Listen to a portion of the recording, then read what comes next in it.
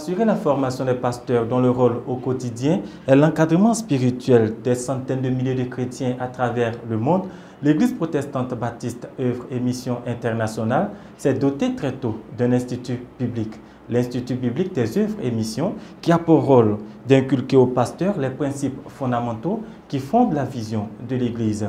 Quelle est la tâche au quotidien de l'IBOMI et quels sont les objectifs qui lui sont assignés? Pour en savoir plus, nous allons recevoir le directeur général de l'IBOMI, le docteur Flan Coré Thomas. Bonjour docteur. Bonjour Jaurès. Merci de bien vouloir vous installer. Merci. Merci d'avoir accepté notre invitation. Merci. De prime abord, on voudrait bien savoir c'est quoi l'IBOMI, quelle est l'histoire de l'Institut biblique des œuvres et missions? Je voudrais d'abord profiter de cette occasion pour saluer nos chers téléspectateurs de TV Chandelier et la direction générale aussi de TV Chandelier pour l'intérêt qu'elle accorde à notre système de formation.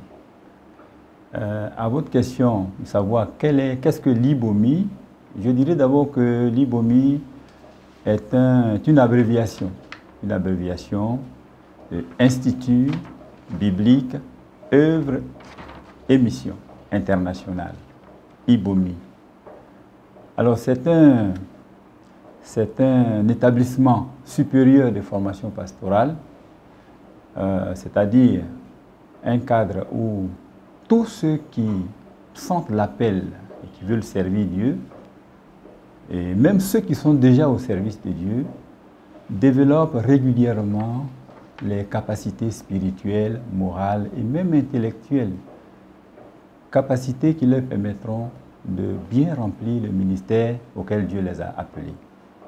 Alors, l'IBOMI est aussi un cadre où ces mêmes appelés cultivent le sens des valeurs qui feront d'eux des modèles dans la société. La société parce qu'en tant que pasteur, on est un modèle, on est établi sur un ensemble de personnes. Et à ce sujet, l'apôtre Paul donnait des conseils à son fils Timothée, qui était aussi un jeune pasteur, pour dire que personne ne méprise ta jeunesse, mais sois un modèle pour les fidèles en parole, en conduite, en charité, en foi et en pureté. Alors c'est dans cet esprit que l'IBOMI aussi oriente ses candidats, oriente ses étudiants dans ce système de formation. Alors l'IBOMI a toujours été IBOMI ou bien c'était déjà une autre appellation? Quelle est l'histoire de l'IBOMI que les chrétiens devraient pouvoir retenir? Alors pour la petite histoire, l'IBOMI est parti déjà de la vision que notre Père spirituel a reçue. Et très tôt, il a mis au premier plan la formation des pasteurs, la formation des jeunes qui pourraient continuer, perpétrer l'œuvre que le Seigneur lui a confiée. Et j'ai eu la grâce de prendre part même à ce conseil-là, où il était question de chercher des écoles pour former nos premiers pasteurs. Il y a deux pays qui étaient en vue. Il y a le Nigeria, l'école du docteur Idahosa, et il y a l'Institut biblique de Nogent-sur-Marne en France.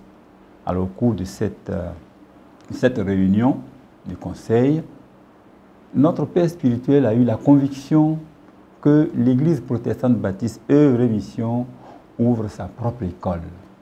C'est ainsi que le 12 mars 1987, la première école a été ouverte et cette école ne s'appelait pas IBOMI, ça s'appelait CMFC, c'est-à-dire Centre missionnaire de formation continue.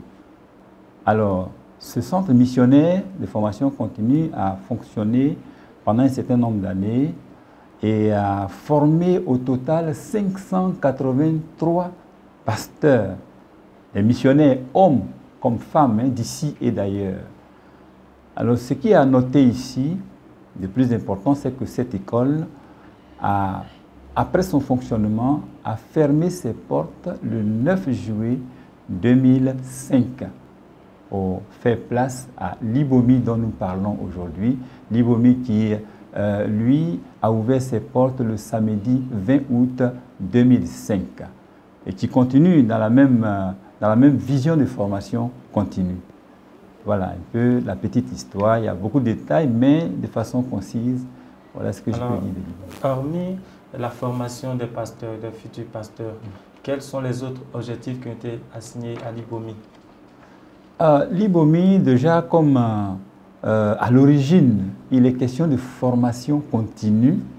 L'Ibomi ne s'écarte pas de cette vision de formation continue. Et en dehors même de l'Institut biblique, l'Ibomi continue de former parce que notre rôle est de superviser l'enseignement biblique au niveau de toute la mission et d'assurer aussi la promotion de la saine doctrine dans tous les enseignements dans nos différents départements. Donc ce n'est pas seulement à l'Ibomi que les enseignements sont dispensés, mais dans la vie de l'Église en général. L'enseignement est prodigué. L'Ibomi est toujours à la tâche, non seulement à l'Ibomi, mais dans tous les départements, dans tous les ministères, au niveau de notre mission. Alors, cela est sûr de tous. Il y a une floraison d'instituts bibliques, d'écoles pastorales, que ce soit en Côte d'Ivoire ou en Afrique de façon générale. Alors, qu'est-ce qui fonde la particularité de l'Ibomi par rapport à toutes ces écoles pastorales? Bon, en fait, toutes les écoles pastorales ont une base, mais l'Ibomi a une particularité. Nous avons opté pour la théologie pratique. Théologie pratique. En quoi consiste-t-elle? Voilà, en quoi consiste-t-elle? Parce que généralement, on va dans des écoles bibliques, c'est vrai, pour se former. Il y en a qui se forment justement pour avoir une idée sur Dieu, sur telle doctrine, mais qui n'ont pas, qui ne traduisent pas en actes ce qu'ils ont appris. Nous avons opté non seulement donner des notions théoriques, mais plus des notions pratiques parce que la vie du pasteur, c'est la pratique. La vie du pasteur, c'est d'être un modèle sur le peuple que Dieu lui a confié.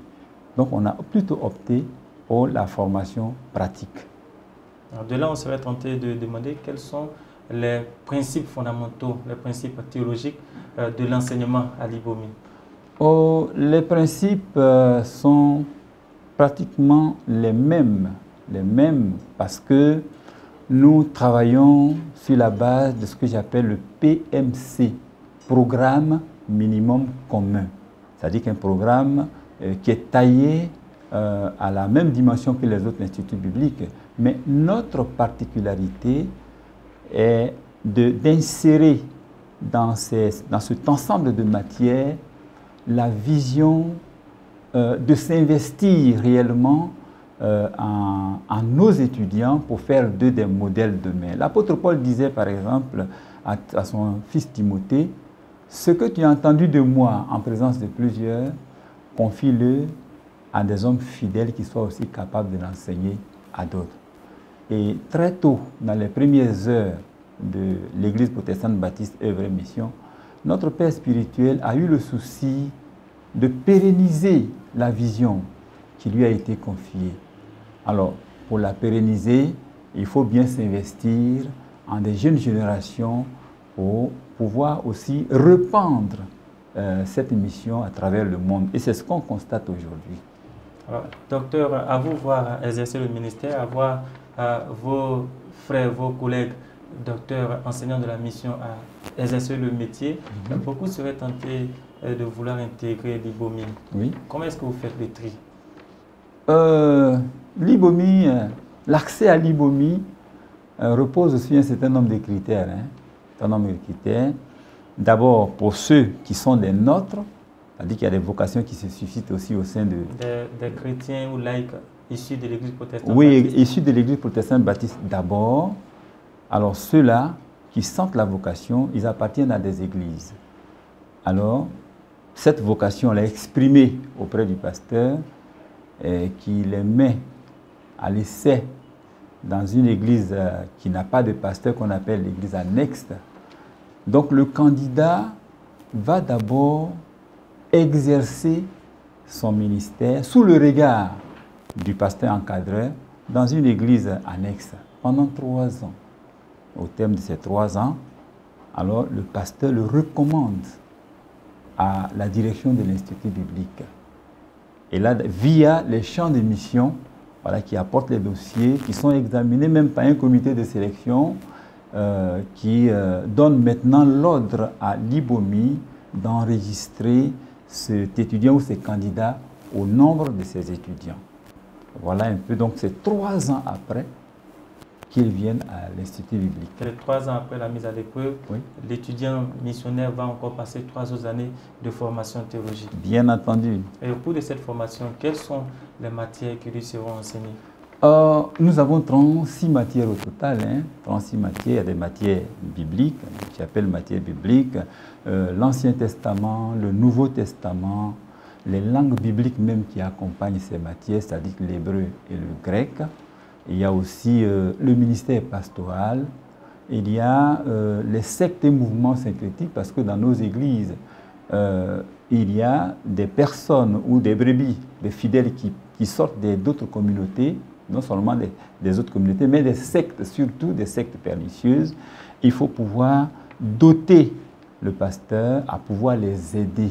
Donc, il y a sectes et mouvements syncrétiques, il y a l'éthique pastorale, parce que je viens de dire tout à l'heure qu'un pasteur doit être un modèle.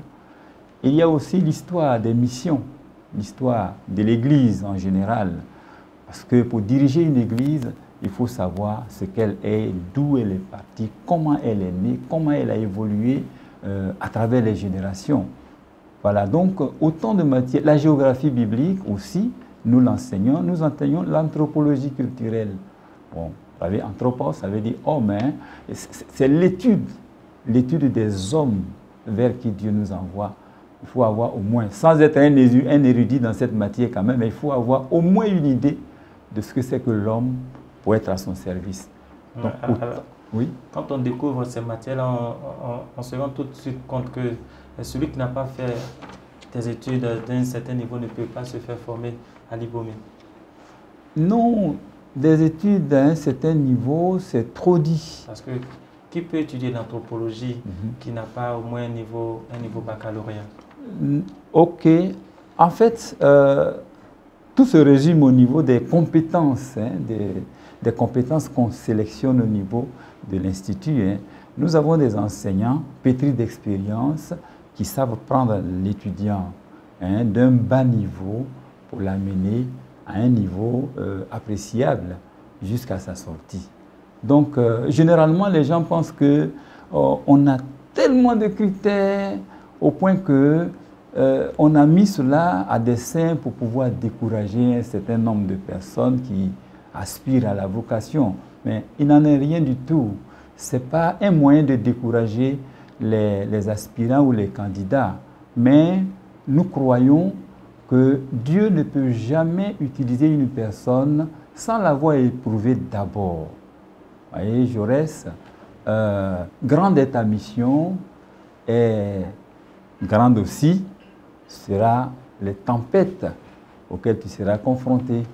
Voilà. Docteur, 3 années sur le terrain pour quelqu'un qui n'a aucune notion du travail pastoral, il passe d'abord 3 années dans une église, souvent dans des contrées très éloignées, il fait ses preuves, ensuite il passe encore 3 autres années au sein de l'Institut biblique, après quoi il part encore en stage.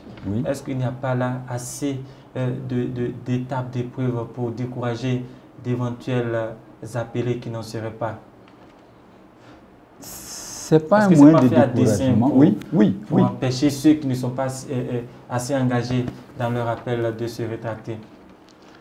Alors, je voudrais vous lire un texte qui rentre même dans le cadre de cette question. Ce texte, ce sont les conseils que l'apôtre Paul donnait à son jeune fils Timothée. J'ai dit tout à l'heure que Dieu ne peut jamais utiliser quelqu'un sans l'avoir éprouvé d'abord. Et voici ce que l'apôtre Paul dit dans 2 Timothée chapitre 2, verset 15, où il est écrit « Efforce-toi de te présenter devant Dieu comme un homme éprouvé, un ouvrier qui n'a point à rougir, qui dispense droitement la parole de la vérité. Donc nous sommes en phase avec nos aînés, particulièrement l'apôtre Paul, qui voudra aussi voir tout serviteur comme un homme éprouvé devant Dieu. Donc c'est dans cette logique que nous évoluons. Alors, voilà. Toute cette série d'étapes, épreuves à surmonter est destinée aux chrétiens de l'Église protestante baptiste Œuvre Mission qui voudraient être pasteurs. Or, l'Institut biblique des Œuvres Mission reçoit également d'autres chrétiens qui viennent d'autres communautés, qui ne passent pas forcément par ces mêmes étapes. Est-ce que vous ne craignez pas que la formation théologique qui est donnée ici soit édulcorée par ces personnes qui ne sont pas des Œuvres Mission? Alors, c'est le lieu de préciser que l'IBOMI est aussi ouvert, est ouvert à toutes nos communautés sœurs. La preuve est que la promotion qui court actuellement, et qui fera sa sortie le 1er août, a à son sein 2 fondateurs d'une autre communauté. Donc, nous les ouvrons, et même en plus de cette formation pastorale, il y a bien d'autres pasteurs des autres communautés qui nous sollicitent. Ils nous sollicitent dans certains domaines tels que l'administration de l'Église. Ils ont appris certainement ces notions, mais comment gérer l'Église? Parce que la finalité, l'aboutissement même de la formation pastorale, c'est de gérer l'Église, les brebis que Dieu a mis à notre disposition. Comment organiser l'Église? Comment la gérer? Donc, beaucoup de pasteurs des autres communautés nous sollicitent et viennent aussi passer un moment avec nous. C'est-à-dire que la formation n'est pas seulement au niveau de nos ouvriers. Justement, vous ne craignez pas que ces pasteurs qui viennent d'autres communautés viennent finalement édulcorer la rigueur de la formation que vous donnez ici? Non, pas du tout. Pas du tout. Les témoignages que nous avons démontrent qu'ils ont même envie de revenir apprendre de nous. Pour preuve, l'année dernière, nous avons formé déjà 3 promotions des collègues pasteurs avec leurs fidèles, avec leurs laïcs engagés, qui sont venus apprendre auprès du serviteur de Dieu, notre Père spirituel, qui nous a associés à cette œuvre de formation et qui sont aujourd'hui très heureux d'apprendre et non de stigmatiser ce que nous faisons, mais ils sont heureux d'apprendre davantage de nous. Bon, il y en a même qui, d'un culte, font aujourd'hui 2 cultes parce qu'ils ont su comment s'investir en des ouvriers qui, à leur tour, iront faire le travail de pérennisation de la vision que Dieu leur a confiée. Donc, on ne craint pas du tout. Alors, docteur, merci pour cette précision, mais je vais certainement poser ma question sous une autre forme. Oui, vas-y. Il y a aujourd'hui au sein de l'Église des pratiques, des thèmes sur lesquels les églises restent divisées. Il y a le remariage, il y a l'huile d'onction, il y a des pratiques de délivrance que l'Église protestante baptiste ne partage pas forcément et qui certainement sont tolérées dans d'autres communautés. Alors, comment faites-vous pour que les étudiants pasteurs qui passent par l'Institut biblique des Œuvres Mission ne se retrouvent pas justement à pratiquer ces choses que vous n'enseignez pas et que vous ne conseillez pas? Bon, mais ce que nous faisons, c'est ce que nous enseignons déjà à l'Institut biblique. Je vous ai dit tout à l'heure que l'apôtre Paul, voyant son fils Timothée à la tâche en tant que jeune pasteur, s'évertue à lui prodiguer des conseils. Vous montrez le chemin. Montrer le chemin, qu'est-ce qu'il faut faire, dans telles conditions, qu'est-ce qu'il faut faire. Si vous avez par exemple en face de vous quelqu'un qui sort d'une secte ou même de toute autre religion, il y a la conduite à tenir, il y a les mots appropriés à son adresse. Donc c'est tout ce qu'on apprend, on inculque à ces étudiants pour qu'ils soient des bons pasteurs, qu'ils apprennent à bien remplir le ministère que Dieu leur a confié. Merci docteur. Merci. Est-ce qu'en dehors des pasteurs d'autres communautés, le laïc des Œuvres Mission a la possibilité de se faire former au sein de l'IBOMI? Oui, d'une autre façon, parce que le laïc n'est pas engagé comme le pasteur qui décide de tout abandonner pour se mettre au service de Dieu. Alors, comment se fait la formation des laïcs? Cependant, le laïc aussi, l'Église en a besoin, nous en avons besoin. Vous voyez, quand on suit de près un peu l'histoire des implantations de nos églises, églises baptistes surtout, c'est le laïc qui est toujours parti pour des raisons professionnelles. Il va, il évangélise, il forme une petite cellule et la cellule grandit et voyant ses responsabilités professionnelles, bon, il nous appelle, il appelle l'Église pour que l'Église envoie un pasteur. Donc, ceux-là, nous sommes dit quoi? Il faut mettre à leur disposition un minimum. Un minimum, c'est à partir de là que nous avons pensé à l'EFOP, par exemple, voilà l'école des prédicateurs de l'Évangile, l'école de formation des prédicateurs de l'Évangile. Donc déjà, cette formation est une partie de la formation que nous dispensons déjà à l'IBOMI, parce qu'on a sélectionné déjà leurs besoins. On se dit que le besoin de celui qui part pour un premier travail, il a besoin de savoir prêcher, présenter l'Évangile, il a besoin d'expliquer les Saintes Écritures, il a besoin aussi d'avoir une conduite appréciable, être un modèle. Donc, on enseigne l'éthique, on enseigne l'herméneutique, on enseigne aussi l'homilétique, c'est-à-dire l'art de la prédication. Donc, c'est à ce niveau que nous pensons que ce petit module-là aide notre laïc à réussir déjà le travail avant que le pasteur n'arrive pour le renforcement du travail. Donc, on retiendra que la formation à l'IBOMI est ouverte aux laïcs, oui, mais sous certaines conditions. Sous certaines conditions. Ouais. Alors, docteur, nous allons certainement... Attention, je voudrais apporter une précision pour dire qu'en fait, l'IBOMI est situé dans le cadre du ministère de l'enseignement biblique. Voilà. Et le travail que nous faisons est un travail de formation biblique. Et dans le ministère de l'enseignement biblique, il y a l'IBOMI, voilà, et il y a le ministère. Alors, l'IBOMI est réservé pour la formation des pasteurs. Et puisque ce laïc-là n'a pas reçu la même vocation que le pasteur, alors il faut créer un module à part pour pouvoir l'aider à développer ses talents, à développer ses dons-là dans la dispensation de l'Évangile. Donc, alors dans le cadre du ministère. Voilà, pas dans le cadre du ministère. Donc, au ministère de l'Institut biblique, de l'enseignement biblique, il y a l'IBOMI qui est chargé de la formation des pasteurs et il y a l'EFOP chargé de la formation des laïcs. Voilà. Donc l'IBOMI, au sein de l'IBOMI, ouais, il y a l'EFOP qui est chargé de l'encadrement spirituel, de la formation spirituelle des laïcs. Ouais. Merci pour la précision. Nous allons aborder le dernier thème de notre entretien qui est réservé à la place qui est faite à la femme au sein de l'IBOMI. Y a-t-il des étudiantes missionnaires, des pasteurs femmes, comme on le dit, qui sont en formation à l'IBOMI? Combien de femmes l'IBOMI a formées jusqu'ici? Déjà, nous sommes à notre 17e promotion, voilà, depuis 1987 jusqu'à maintenant.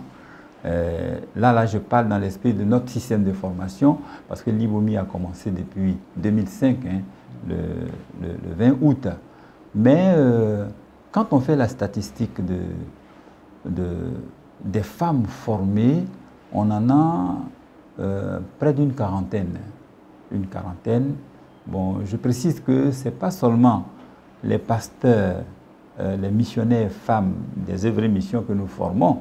Il y a bien d'autres pasteurs femmes qui viennent d'autres communautés.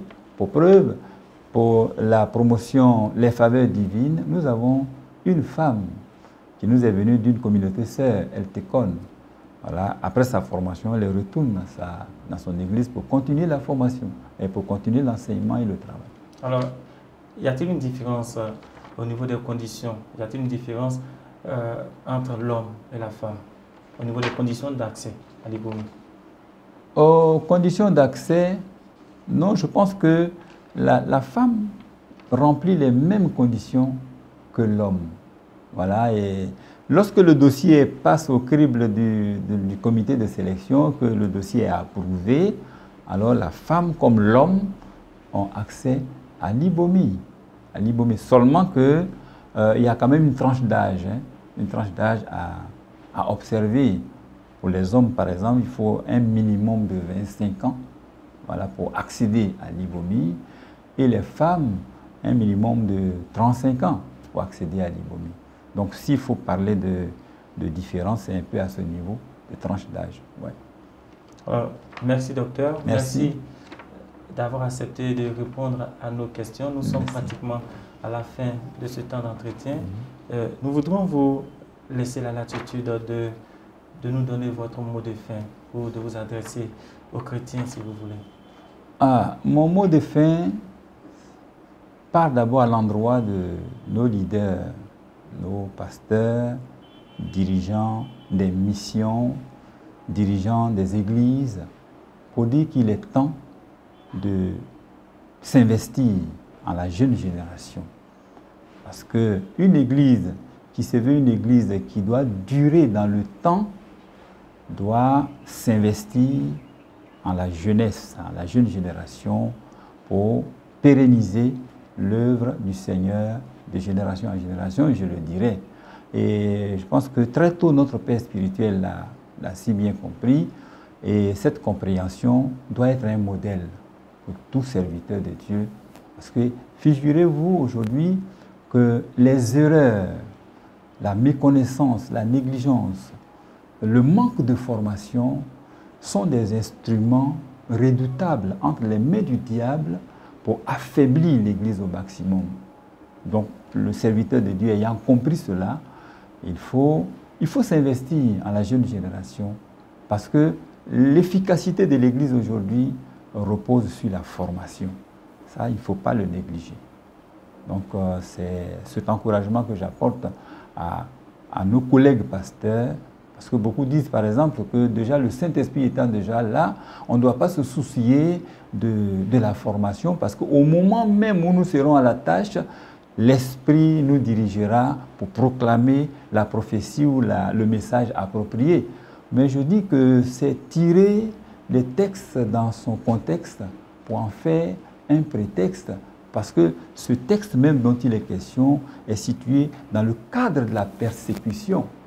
Il est dit quoi? Il est dit que lorsque vous serez persécuté, lorsque vous serez traduit devant les tribunaux, ne vous inquiétez pas. Au moment même où vous serez en phase de prendre la parole, moi je vous aiderai, je vous inspirerai et vous direz des paroles à propos pour vous en sortir. C'est dans ce cadre-là, ce n'est pas dans le cadre de la formation, ce n'est pas dans le cadre de la formation s'impose. Voilà.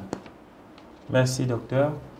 Nous recevions pour vous, pour ce numéro de l'invité de la rédaction, le docteur Flancoré Thomas, directeur général de l'Institut biblique des œuvres et missions. Avec lui, nous avons parlé de la mission de l'IBOMI au sein de l'Église protestante baptiste œuvres et missions et au sein du corps de Christ dans l'ensemble. Nous avons été ravis de vous servir une fois de plus encore et nous vous donnons rendez-vous pour d'autres numéros de l'invité de la rédaction. À bientôt.